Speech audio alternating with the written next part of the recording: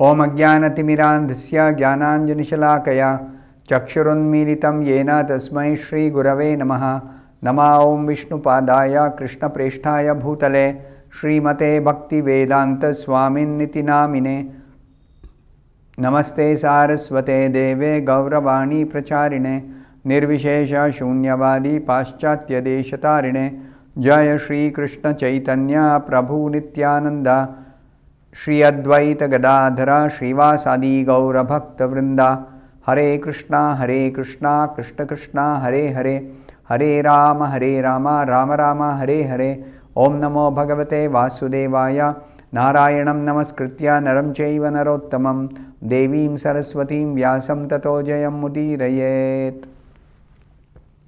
In this session, we'll be discussing from two verses, the 27th and the 28th verses of the 18th chapter of the first canto. So, the 27th verse to begin this session.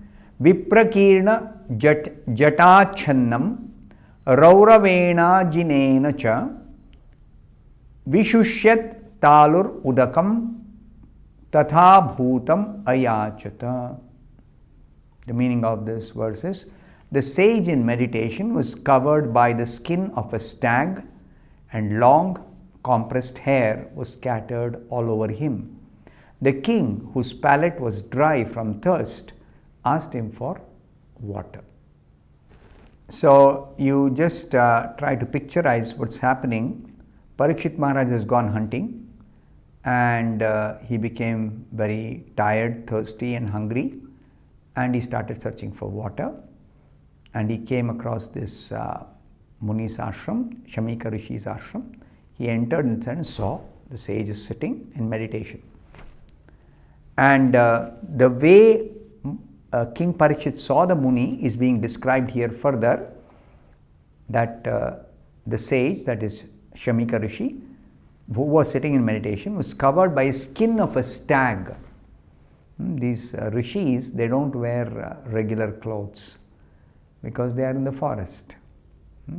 So they cover themselves with some skin of an animal or a bark of a tree, something easily available, and that need not be changed, that need not be washed. Just because they sit for meditation for a very long time, so they have no time to maintain all those things. So they, and long compressed hair was scattered all over him. There's no time to trim the hair or shave, etc. So the compressed hair is everywhere over his body. And this king Parikshit, he was very, very thirsty, so thirsty that his palate or his tongue was completely dry. And he entered and he asked for water because he was very, very thirsty. So, Srila Prabhupada says in the purport, the king being thirsty asked the sage for water. Something very natural and very simple. That such a great devotee and king asked for water from a sage absorbed in trance was certainly providential.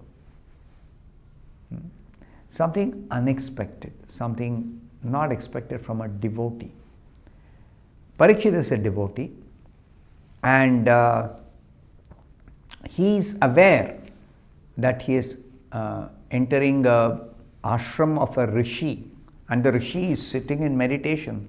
Obviously, you don't expect the rishi will be, when he's sitting in meditation and deeply absorbed in meditation, you don't expect him to be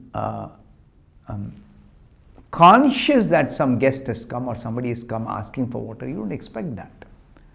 So, and in spite of that, because the king was very, very, very thirsty, he's desperately looking for water. So he just asked. So it is something which is extraordinary, because Prabhupada says here, otherwise there was no chance of such a unique happening. It is very, very unique.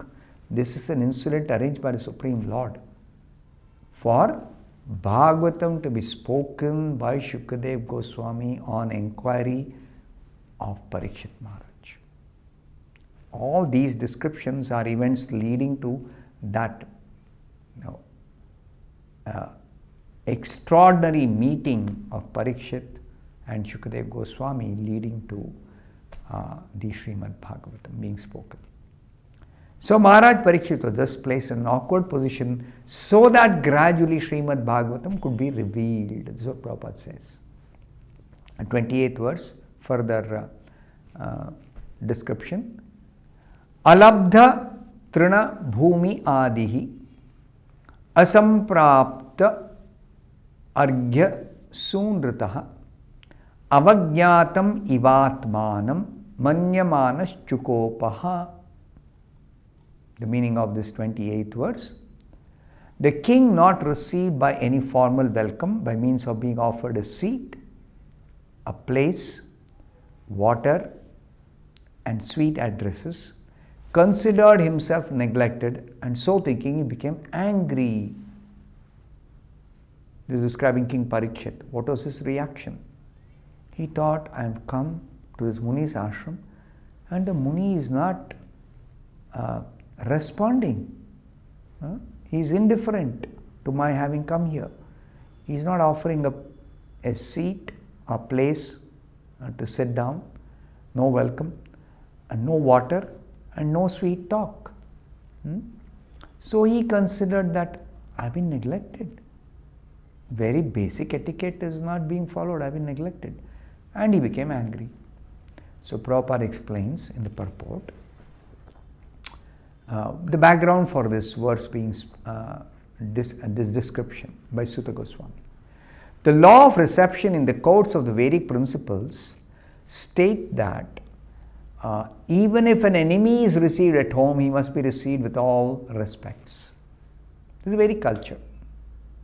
Whoever it is, when they come to your house, enemy or friend, a stranger or a known person, you have to receive that person with all respects. The visitor should not be given a chance to understand that he has come into the house of an enemy, if he happens to be an enemy. And Prabhupada gives an example here. When Lord Krishna, accompanied by Arjuna and Bhima, approached Jarasandha in Magadha, the respectable enemies were given a royal reception by King Jarasandha. Enemy means enemy camp. Jarasandha belonged to the camp of the Asuras, headed by Kamsa. And Krishna, Arjuna, Bhima, the Pandavas, they belong to the camp of devotees and the Supreme Lord, obviously. So, when Krishna, Arjuna and Bhima approached Jarasandha, they were in disguise. So, even though they were in disguise, when Jarasandha tried to inquire, who are you? Because he could not recognize by the external features that disguised themselves. So then when they revealed their identity, still Jarasandha understood these are my enemies, but still he received them with a royal reception. This is Vedic culture. And it is also told in the Mahabharata, the guest enemy, namely Bhima, was to fight with Jarasandha. That's the purpose for which Krishna, Bhima and Arjuna had gone. And yet they were given a grand reception. So at night they used to sit down together as friends and guests, and in the daytime they used to fight, risking life and death. That was a law of reception. If they are fighting, and one of them will be defeated and killed, still that is only during the daytime the fight is going on, Bhima versus Jarasandha. At night the fight is not concluded.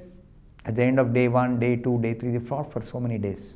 So when the fight has not been decided, at the night they will be like Bhima, Arjuna and Krishna are guests of Jarasandha. So they'll be nicely given a place to stay, they'll be given a place to stay, they'll be given nice food, nice talk, everything very nice. Now further Prabhupada says the Vedic etiquette, the reception law enjoins that a poor man who has nothing to offer his guest, very poor, should be good enough to offer a straw mat for sitting, a glass of water for drinking, and some sweet words. So Prabhupada says, therefore to receive a guest, either a friend or foe, somebody is an enemy or not an enemy, is a friendly person, there is no expense. It is only a question of good manners. Vedic culture is the poorest of poor man, when he receives somebody at home, he still offers a good reception simply by offering a straw mat. Straw mat means some straws which are available anywhere. They just woven together and made into a sitting mat. So straw mat, some water to drink. Water is available everywhere. Even a poor man has plenty of water.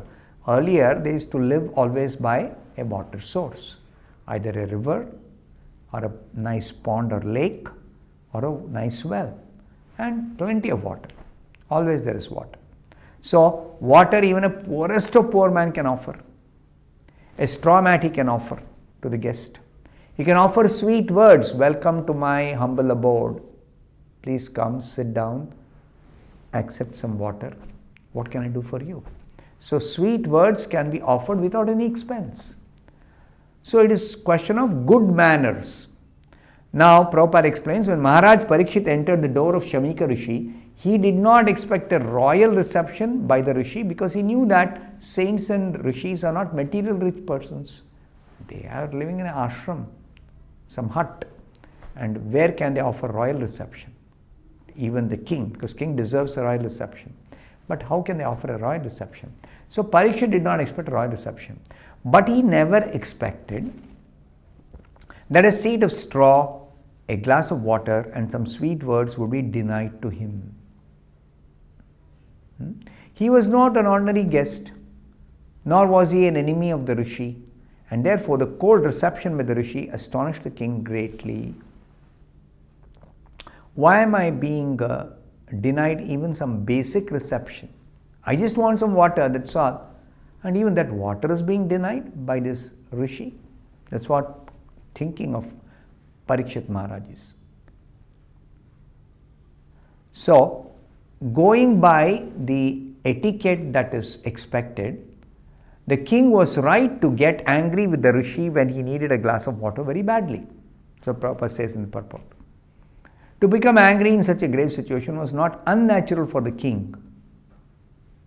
But, this is a special circumstance here. What is that? Because the king himself was not less than a great saint. He was a saintly king, Rajarshi. Parikshit was not an ordinary king. His becoming angry and taking action were astonishing.